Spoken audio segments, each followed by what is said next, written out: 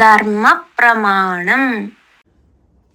ധർമ്മപ്രമാണ വ്യൂവേഴ്സിക്ക് ഒരിക്കൽ കൂടെ സ്വാഗതം.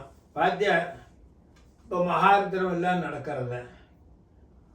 சில இடத்துல எல்லாம் 11 கணம் வச்சு நடத்தப்பட்டவா இருக்கா. இந்த 11 ஓரோ தம்பதிகள் உட்கார்றா. இவாளுக்கெல்லாம் ருத்ரேகாசினி பண்ணப்பட்ட பலம் கிடைக்குமா? எப்படி இருக்கும்? மகாருத்ரங்களில் இப்போ தம்பதிகளாக உட்காந்துக்கா. என்னெல்லாம் சொன்னாலும் நம்ம ஆற்றுல ஒரு ருத்ரேகாதசி நம்ம ஆற்றுக்குள்ள அந்த மந்திரங்கள் துவனி, அந்த மந்திரத்தோட துவனி வந்து அந்த ஆற்றுக்குள்ள சபரிகளில் இருக்கு.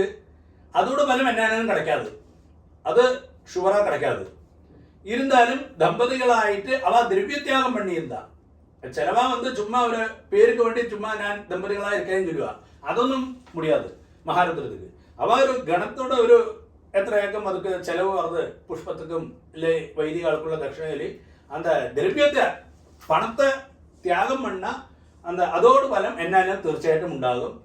അപ്പോൾ ദമ്പതികളെ ഒക്കെ പെരിയൊരു ഭാഗ്യമാകും. പക്ഷേ മഹാരുദ്രൻ ചൊല്ലുന്നത് എന്നെ പ്രശ്നം ചെല്ലിക്കഴിഞ്ഞാൽ എല്ലാം പ്രോപ്പറാக നല്ല അധ്യയനം பண்ணினவாளாയിട്ട് നന്നാ പഠിച്ചവാളായിട്ട് ഇരിക്കണം. ഞാൻ ചൊല്ലുന്നത് എന്നെ കഴിഞ്ഞാൽ 11 നാളേക്കും 11 നാളെ നടത്തുമ്പോൾ 11 പേരെ വെച്ച് ഒരു ഗണത്തെ വെച്ച് എന്നിട്ട് ഓരോ നാളേക്ക് ഓരോ ദമ്പതികളെ മാറ്റി മാറ്റിന് വാങ്ങോ. ഒരേ നാളേക്ക് 11 ദമ്പതികളെ ഒക്കാത്തരം കൂടെ 11 നാളായിട്ട് രുദ്രേകാദശി വരെ നടത്തുമ്പോൾ ഒരു സമൂഹം നടത്തുകയോ ഇല്ല എങ്കിയാണെന്നുവെച്ചിട്ട് അപ്പോൾ ക്ലീനാ നടത്തുമ്പോൾ അപ്പോൾ പ്രോപ്പറാக കറക്റ്റാக அந்த മന്ത്രങ്ങളും அந்த മഹാരുദ്രൻ നടത്തുന്നതിനോട് ഫലവും கிடைக்கும்.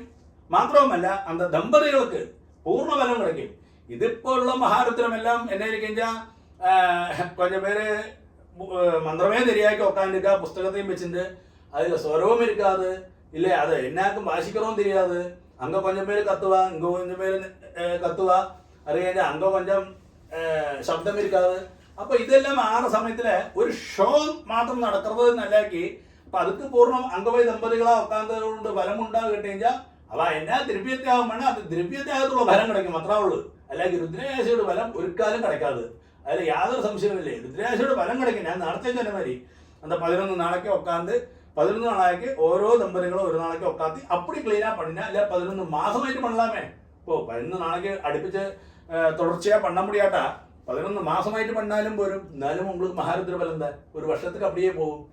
അത് അതെല്ലാം ചിന്തിക്കേണ്ട കാലം അതിക്കണം വെച്ചാച്ച് അതാ അതോട് ശരിயான ഒരു ആൻസർ.